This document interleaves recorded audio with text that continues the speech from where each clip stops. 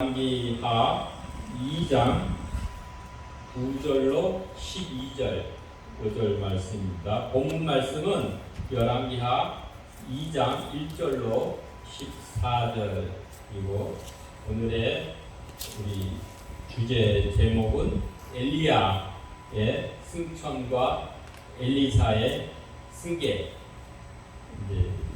예언자의 세대 교체가 이루어지는 극적인 장면입니다. 지금 계속 열왕기서 강의 설교를 이어가고 있습니다. 요절 말씀 읽겠습니다. 열왕기하 2장 9절에서 12절 읽겠습니다. 본놈의 엘리야가 엘리사에게 이르되 나를 네게서 데려감을 당하기 전에 내가 네게 어떻게 할지를 구하라. 엘리사가 이르되 당신의 성령이 하시는 역사가 갑절이나 내게 있게 하소서 하는지라. 이르되 내가 어려운 일을 구하는도다. 그러나 나를 네게서 데려가시는 것을 내가 보면 그 일이 내게 이루어지려니와 그렇지 아니하면 이루어지지 아니하리라 하고.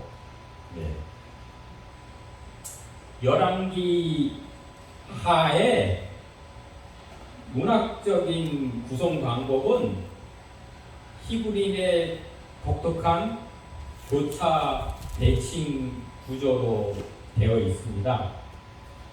여러분, 이제 우리가 성경을 잘 이해하고 해석하는 게 중요합니다. 그래서 성경의 주어를 잘 알아야 돼요. 여기 등장인물이 엘리사도 나오고 엘리야도 나오고 하지만 성경의 주어, 주체는 누구냐? 하나님이고 예수 그리스도십니다. 그 관점을 봐야 돼요. 성경에서 하나님 마음이 어떠하신지, 성경에서 하나님의 의, 하나님의 나라, 그 예수 그리스도가 어떻게 나타나시는지, 무엇을 뜻하시는지 거기에 관점을 두고 읽으시면 훨씬 우리한테 은혜가 되고 귀한 생명의 말씀이 됩니다. 그래서 성경을 우리가 읽는 방법 중을 몇 가지 살펴보면, 첫째, 성경에는 이 텍스트, 본문이 있죠.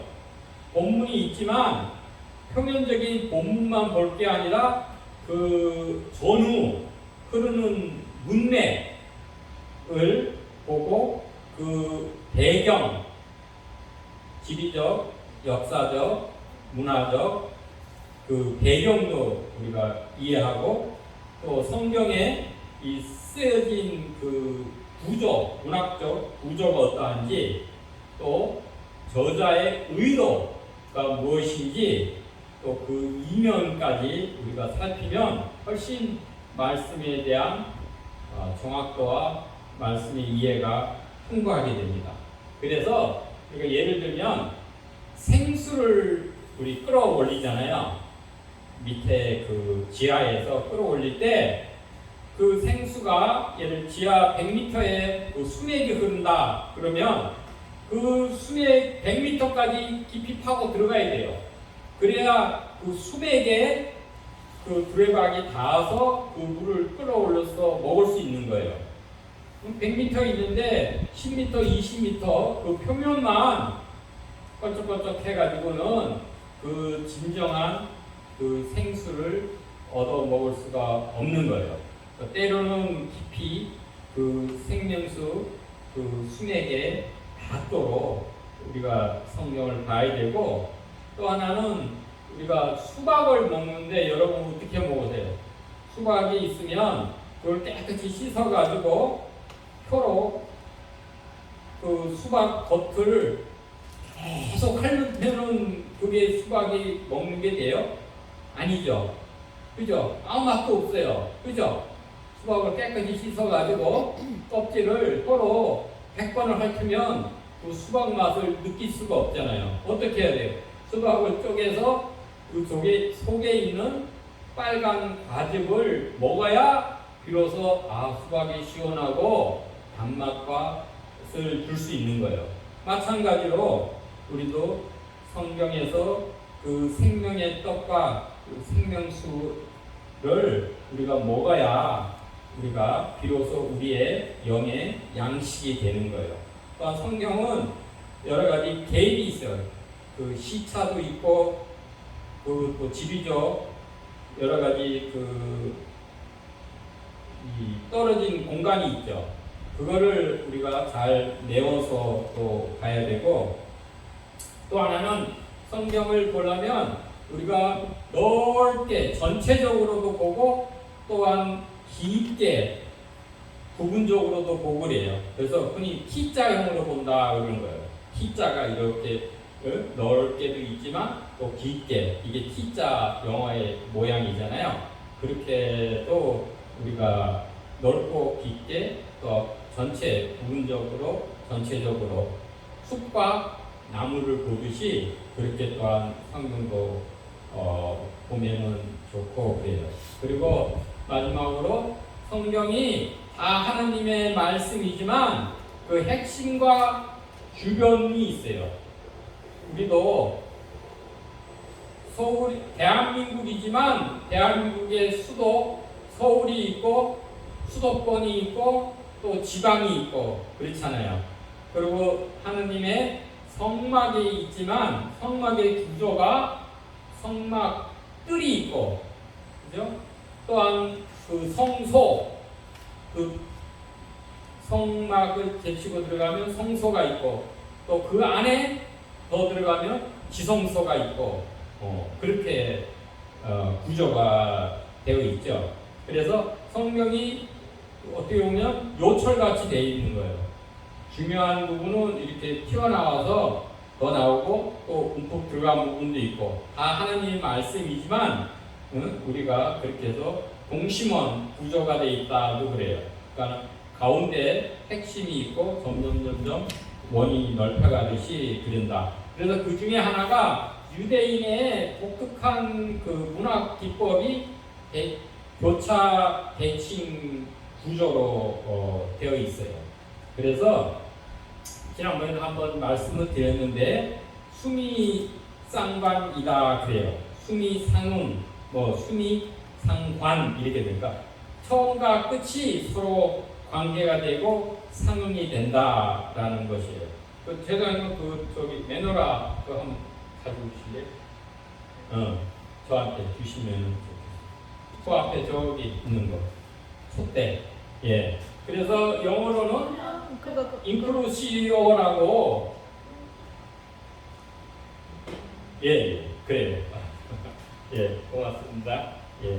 인클루시오라고 그렇게도 해요. 그래서 이 괄호 묶음 이라고, 그리고 봉투 구조 또는 우리가 아까 동심원 콘센트릭 프린시플이라고도 불러서 키아즘 구조다 그래요. 키아즘 평행 기법, 키아즘이라는 거는 그 헬라어로 X자가, 우리 영어로는 X자인데 헬라어로는 키라고 읽어요.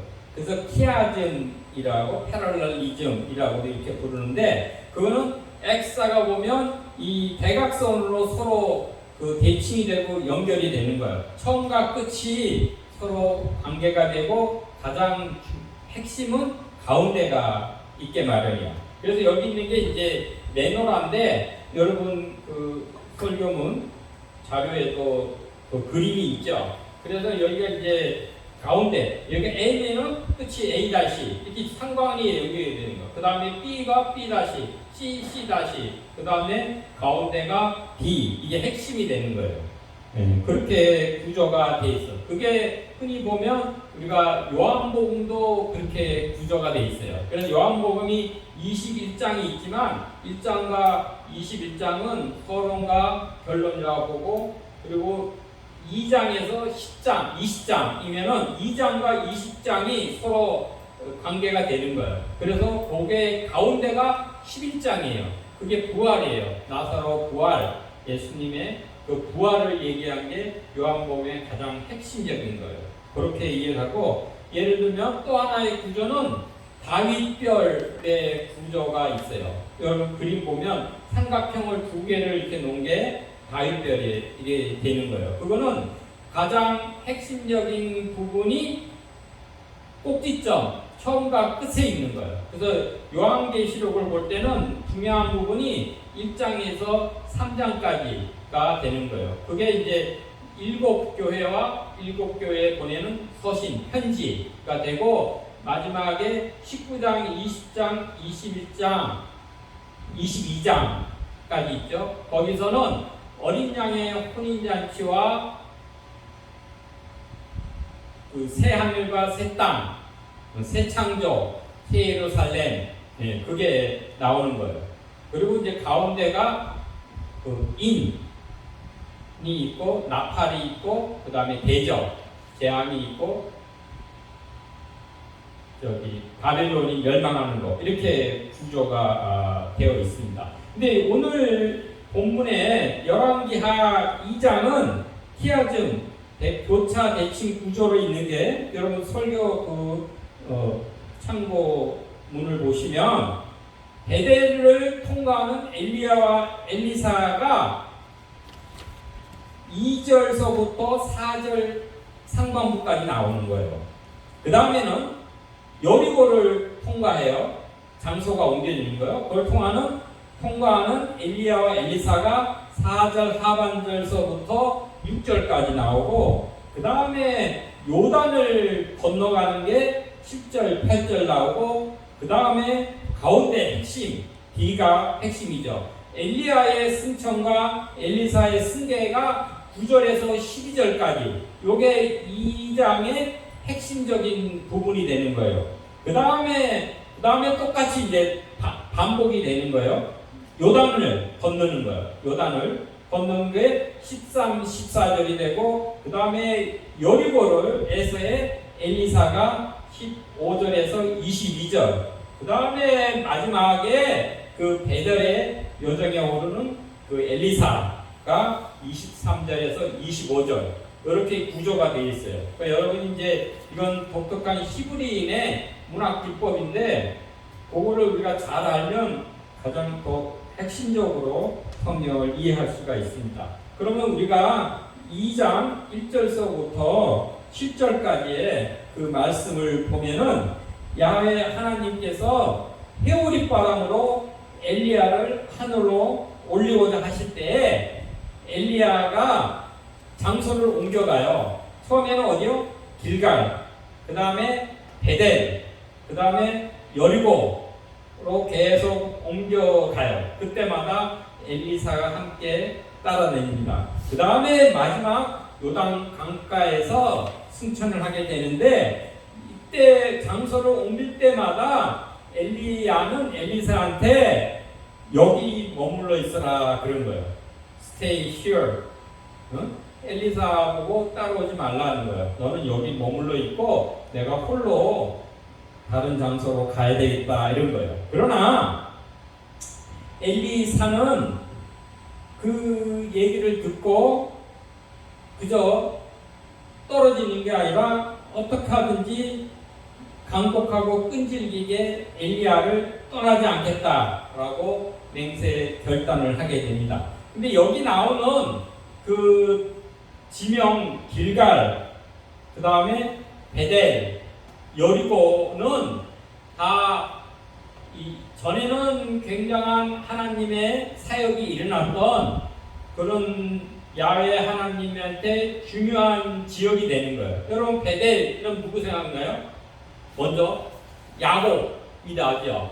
그죠? 바단 아람으로 갈 때 거기서 돌베개 대고 자서 하늘이 열리고 천사들이 사다리 타고 오르락내리락 하는 거, 그런 귀한 곳이고, 또한 길갈이라 그러면은 뭐 여기서는 이제 지리적으로 길갈이 두 가지가 있지만, 우리가 이제 많이 기억을 하는 거는 여호수아가 요단강을 건너서 처음에 그 예배를 드린 곳이 바로 길갈이 되고, 그 다음에 여리고가 여리고 성에서 그죠? 그거를 돌면서 여리고 성을 무너뜨리고 그 하나님의 그 진면하심을 우리가 보게 된 것. 그 하나님의 역사가, 귀한 역사가 일어난 이곳이 중요한 길갈, 베델, 여리고가 되는 거예요. 그런데 지금은 어떻게 됐느냐? 반전이 일어나서 여기가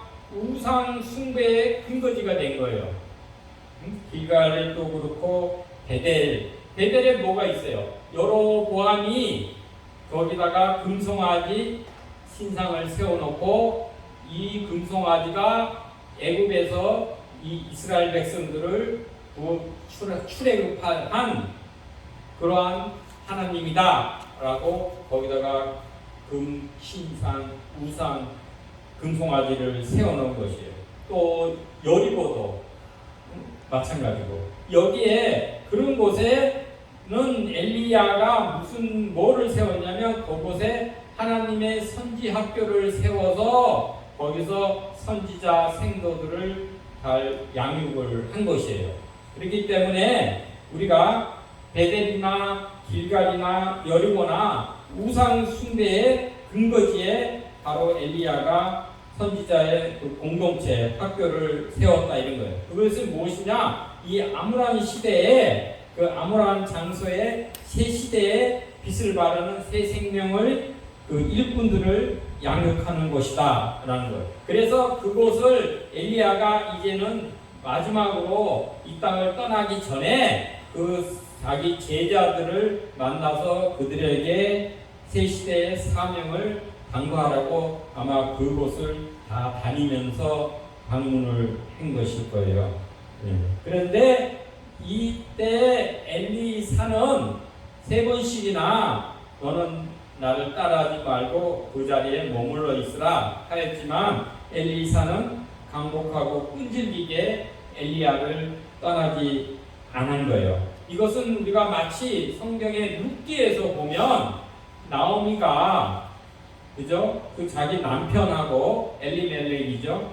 그 남편하고 두 아들을 데리고 말론과 기론 두 아들을 데리고 기근이 들어서 흉년이 들으니까는 그걸 피하기 위해서 요단강을 건너서 모압 지방으로 간 거예요. 근데 거기서 다 남편도 죽고 두 아들도 다 이렇게 되고 그 며느리 둘만 남은 거예요. 오르바하고 룻하고. 그랬을 때 이 나오미가 이제는 내가 다시 고향으로 돌아가려다. 베들레헴이 유대 베들레헴이 나오미의 고향이었어요. 그걸로 돌아가려다. 그래서 너희들은 여기 남아 있어라. 똑같이 엘리야가 엘리사한테 얘기했듯이 그렇게 한 거예요. 그때 룻이 뭐라고 했어요? 오르바는 그 시부모의 시어머니의 말을 듣고 모압에 그냥 남아 있었어요.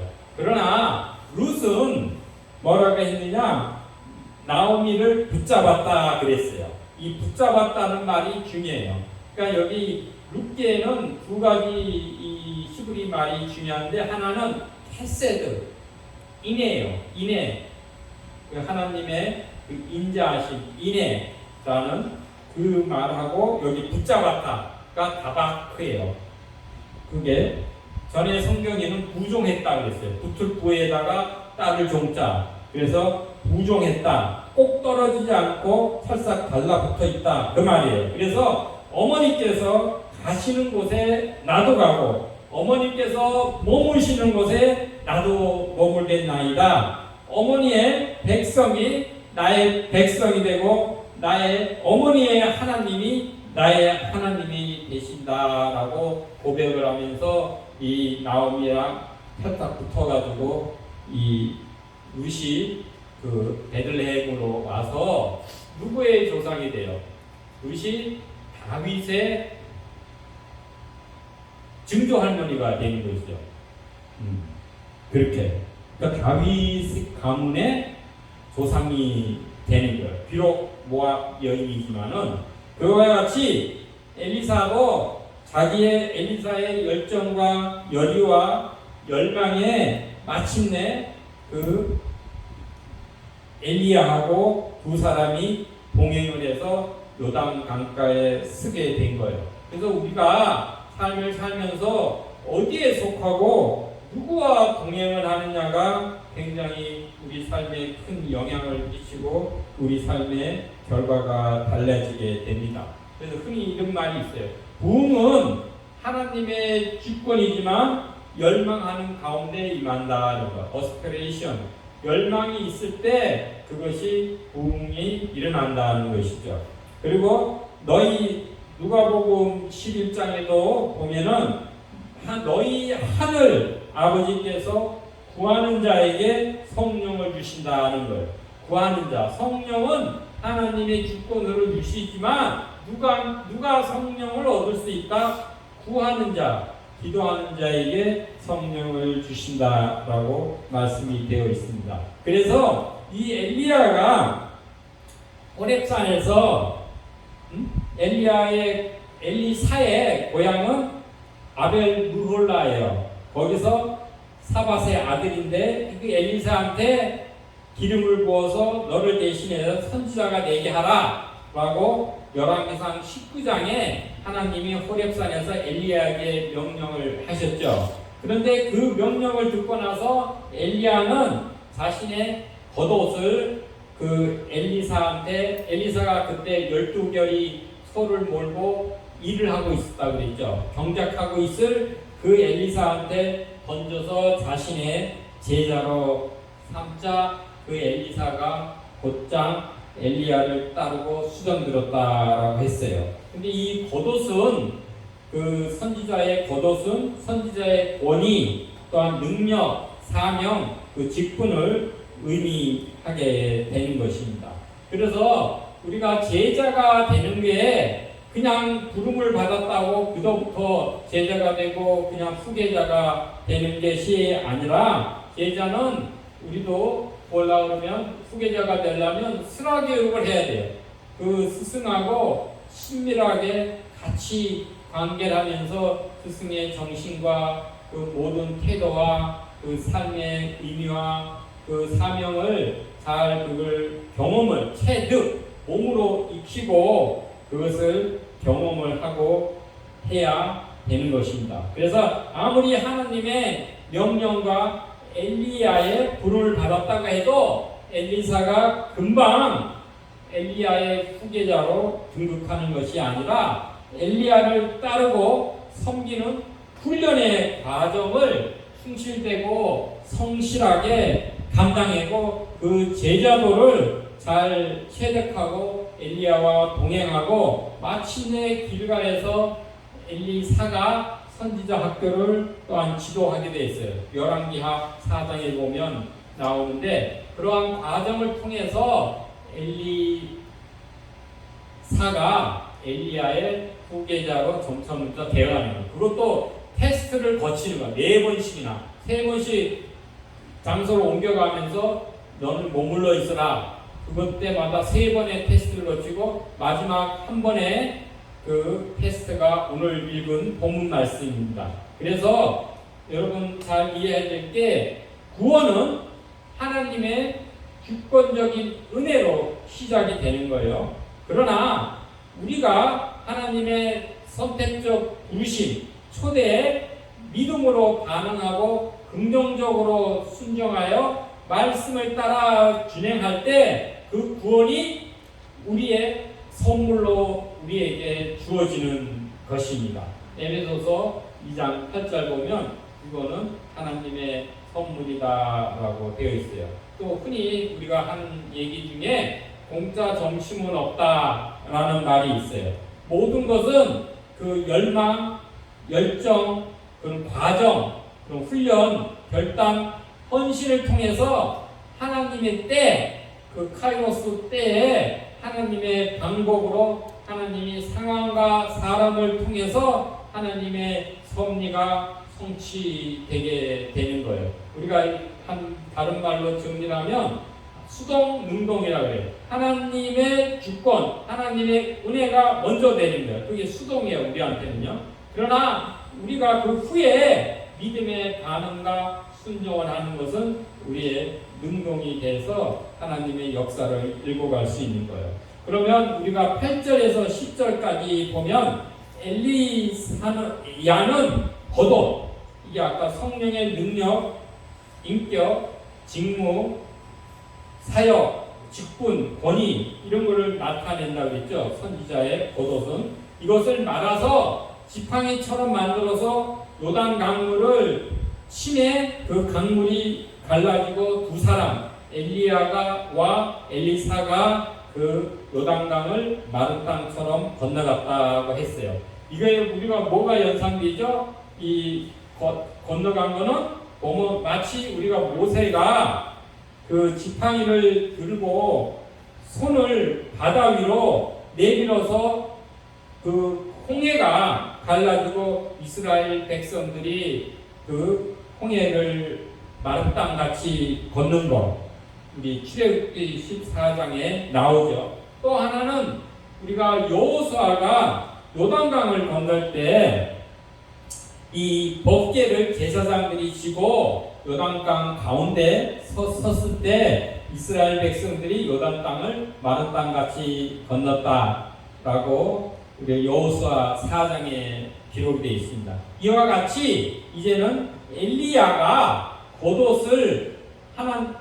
겉옷으로 그 씻어서 요단 강물을 마르게 해서 그것을 건너게 된 거예요. 이 엘리야의 겉옷이 바로 하나님의 능력을 실행하는 하나의 도구로 쓰임 받은 거예요. 그러니까 모세의 지팡이, 여호수아의 언약궤, 또한 여기서는 엘리야의 그 법궤가 바로 하나님의 능력을 실행하는 도구로서 쓰임을 받은 거예요. 그래서 여러분 기적과 표적은 삼위 하나님의 영광을 드러나고 믿게 하는 것이다 라고 한 것이에요. 요한복음 2장 11절에 기록되어 있습니다. 그래서 엘리야는 엘리사에게 그러면 내가 승천하기 전에 내가 어떻게 할지 구하라 그런 거예요.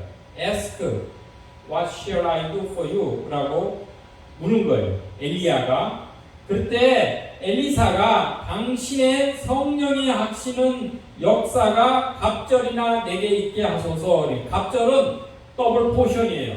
더블 포션 오브 your spirit 라고 얘기하는 거예요. 그것이 성령의 갑절을 두 몫을 나한테 달라라고 그렇게 제안을 한 거죠. 그럴 때 엘리야는 내가 어려운 일을 구한노다 hard thing이라고 얘기했어요.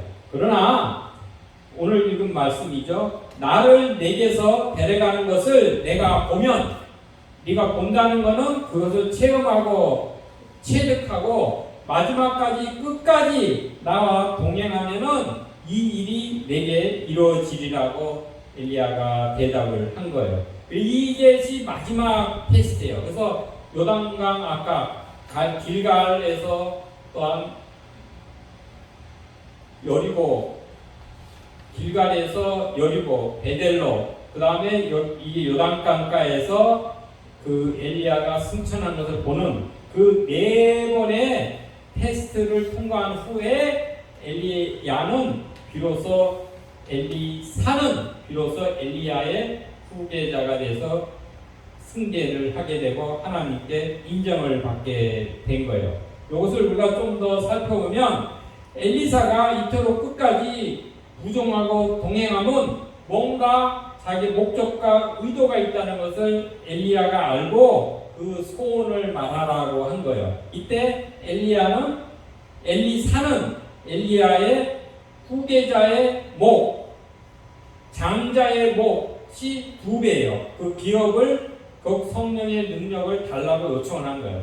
이게 엘리야가 가진 능력을 더블로 배로 달라는 것이 아니라 여기 장자한테는 다른 아들보다 2배의 몫을 주는 거예요. 그래서 내가 장자 그리고 엘리야의 후계자가 되도록 그렇게 해달라. 그렇게 하기 위한 그 성령의 능력을 갑절로 달라라고 엘리사는 요청한 거예요. 그 왜 그랬냐? 그 이유를 살펴보면 첫째, 엘리사는 자기의 연약하고 미숙한 자기 자신을 모습과 그 능력을 보고, 또한 이 시대가 갈수록 암울해가고 이 우상 숭배로 가득 찬 이 시대이기 때문에 성령의 능력을 입지 않고는 감히 그런 열정적인 엘리야의 후계자로서의 그 사역을 감당할 수 없다.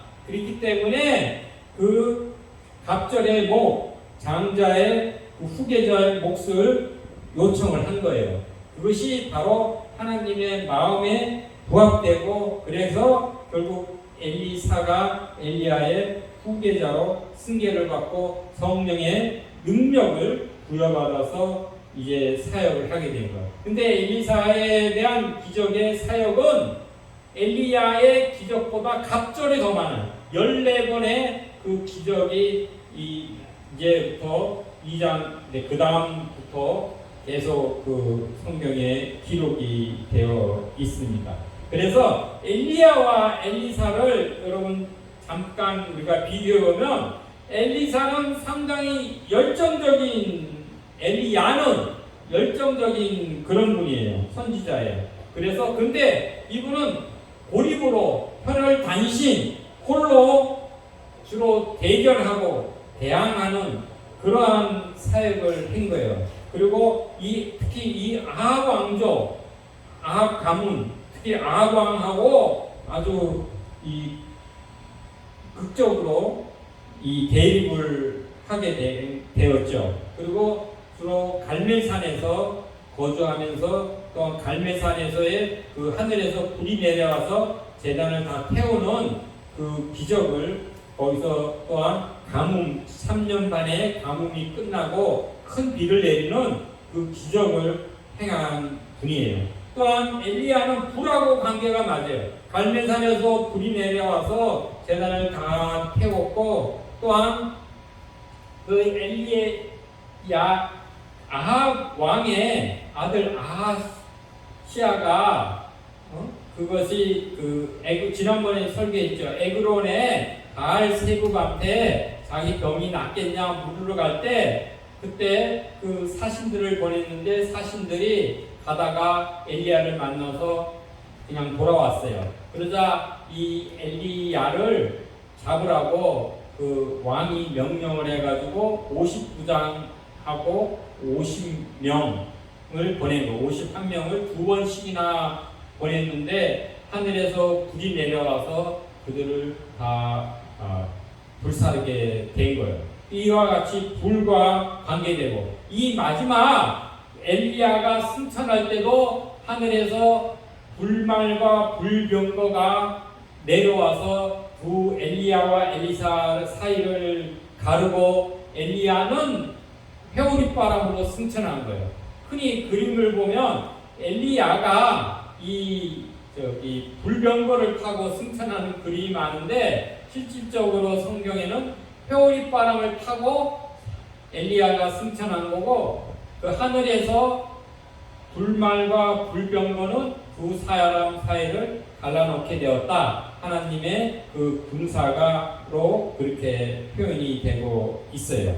이와 같이 이 엘리야는 심판, 그 다음에 죽음, 십자가의 사역을 했다라고 볼 수 있고, 그러나 이 엘리사는 평화의 그런 사랑의 그 사역을 한 거예요. 그래서 공동체 속에서 홀로 엘리사는 떨어져 있었지만, 엘리사는 주로 사마리아에 거주하면서 이 왕들한테도 많은 전쟁의 조언도 하고, 이 공동체 속에 함께 거하면서 평화를 이룩한 분이 이 엘리사가 되는 거예요. 그리고 그 다음에 그 아들 때 요람 왕 때 잠시 있었지만, 그 요람 왕을 예후가 장군이 다 아합 가문을 처단을 하고 그러고 나서는 예후 왕조하고 계속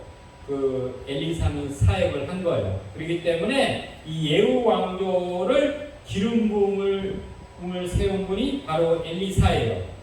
비록 엘리사가 직접으로 하진 않고 자기 생도 제자를 보내가지고 예후를 기름 부음을 했지만 그래도 어쨌든 그 엘리사의 그 지시대로 해가지고 예후를 장군을 왕으로 기름 부음을 받고 그래서 그 가문하고도 관계가 좋게 지낸 거죠. 그리고 주로 사마리아에 거했고 그리고 엘리야는 아까 불하고 관계가 많다 그러면 엘리사는 나중에 나오는 기적과 그 사역을 보면 물, 그 다음에 떡하고 관계가 많은 거예요. 생명수, 생명의 떡하고 관계가 많고 그 다음에 그걸로 인해서 많은 공경에 처하고 어려웠고 힘든 사람들을 다시 도와주고 그들을 살려내고 회복하게 하는 그 부활의 사역.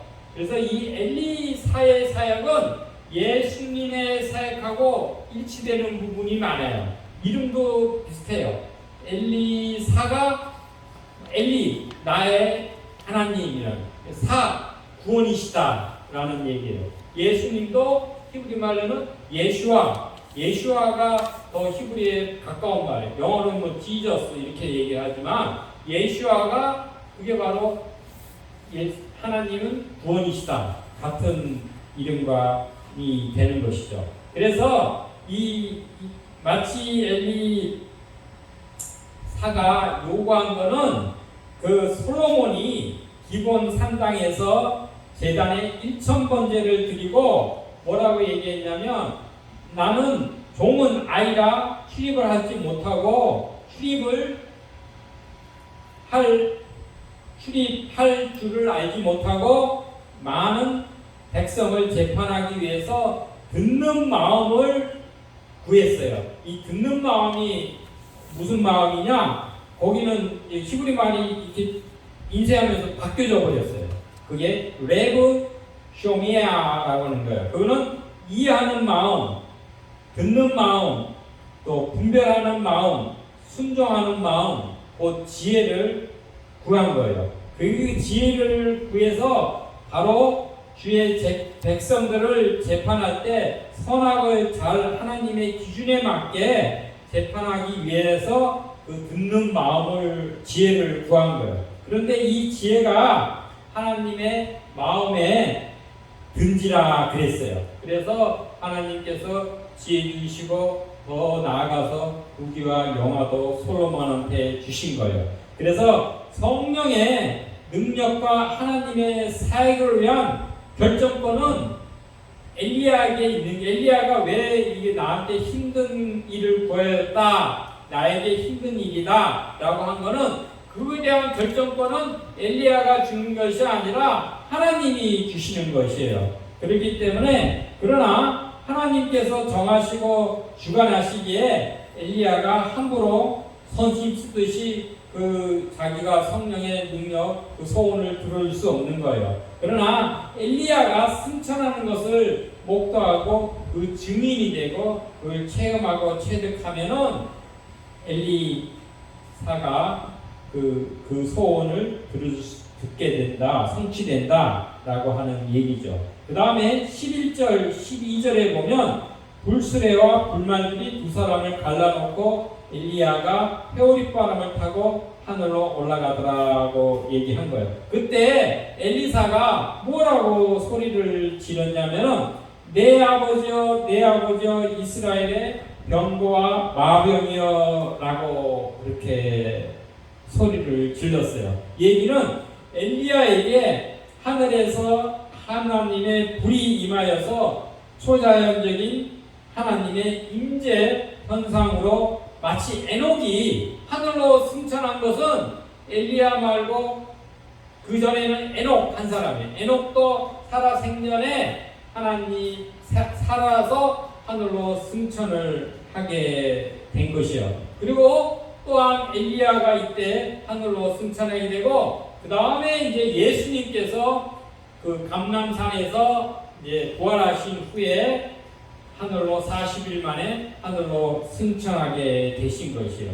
이 하늘로 승천한 것은 하나의 우리가 예수님의 예표로 우리가 타이폴로지로 볼 수도 있겠습니다. 그런데 엘리사는 이 엘리야의 스승이죠. 스승을 뭐라고 얘기했냐? 아버지라고 했어요. 이것은 영적인 아버지라고 부르고 그만큼 친밀감과 존경심이 있는 거죠. 그래서 엘리야는 비록 혈혈단신으로 홀로 사역을 했지만 그러나 이스라엘의 군대와 같은 강력한 하늘의 권능으로 이스라엘을 보호한 거예요. 그래서 이스라엘의 병거와 마병이다. 이스라엘의 큰 참된 병력과 힘이 이 엘리야 선지자한테 있었다라고 그렇게 얘기한 거예요. 근데 놀랍게도 이 엘리사가 엘리야한테 고백을 한 내 아버지여 내 아버지여 이스라엘의 병거와 마병이라는 이 얘기를 나중에 열왕기하 13장에 엘리사가 죽기 직전에 누구냐? 예후 왕조의 요아스 왕이 엘리야한테 내려와서 자기의 얼굴에 눈물을 흘리면서 고백을 한 거와 똑같은 내용이 되는 것이에요. 그래서 이스라엘의 이 참된 병력과 힘이 바로 이 하나님의 선지자한테 있다라는 얘기시죠. 그 다음에 이제 마지막에 보면 13, 14절에 엘리사가 그 엘리사의 자기의 옷을 잡아서 불로 찢었다고 그랬어요. 그리고 엘리야의 몸에서 떨어진 겉옷을 주워서 요단강 언덕에 서서 엘리야의 겉옷을 가지고 엘리야의 겉옷을 가지고 엘리야가 그 요단강 물을 친 거와 똑같이 엘리사도 그 겉옷을 요단강 물을 쳐서 엘리야의 하나님 여호와는 어디 계시니까 라고 했어요. 그때 똑같이 엘리야의 엘리야한테 능력이 나타나서 요단강을 갈라지게 한 것과 같이 엘리사가 엘리야의 겉옷을 가지고 그 물을 쳤을 때 똑같이 요단강 물이 갈라지는 역사를 한 거예요. 그건 엘리야의 성령의 능력이 엘리사한테도 임했다라는 것을 입증해 주는 것이요. 그리고 엘리사는 왜 자기 옷을 찢었나? 이거는 엘리야를 떠나보낸 이별에 대한 슬픔의 표시이기도 하고 자기의 회개의 표시이기도 할 것입니다. 그래서 이로써 엘리사는 하나님의 부르심에 대한 그 정당성, 합법적인 정당성이 확증되고 성취되고 입증이 된 것입니다. 그래서 엘리야의 그 하나님께서 엘리사에게도 동일한 능력을 주시고 그것에 대해서 그것을 구하고 또한 응답을 받게 된 것입니다. 그러므로 성령의 능력이 엘리사에게 임함으로 엘리사는 진정한 기름 부음, 성령의 임재를 받고 마침내 엘리자의 후계자로 승계가 되어서 그 후에 더 엘리야보다도 더 큰 사역, 더 많은 사역을 행하게 됩니다. 그래서 아까도 말씀을 드렸지만 엘리사의 갑절의 사역, 14가지 사역이 그 기적이 나오는데 이것은 예수님께서 행하신 기적하고 거의 유사한 부분이 많이 있습니다. 네, 기도 드리겠습니다. 주님의 성령의 능력을 힘입어서 주의 증인된 자로 그 주님의 성령의 그 사역을 행하는 주님의 제자된 우리 모두가 되길 바랍니다. 우리가 엘리사처럼 간절한 마음으로 성령을 구하여서 주의 주권으로 성령이 저희에게 임함으로 말미암아 생명을 되살리는 그 생명의 예수 그리스도의 그 남은 사역을 감당하고 그 사역에 동참하는 저희가 되도록 하나님 도우시고 인도하소서. 예수 그리스도의 이름으로 기도하옵나이다. 아멘.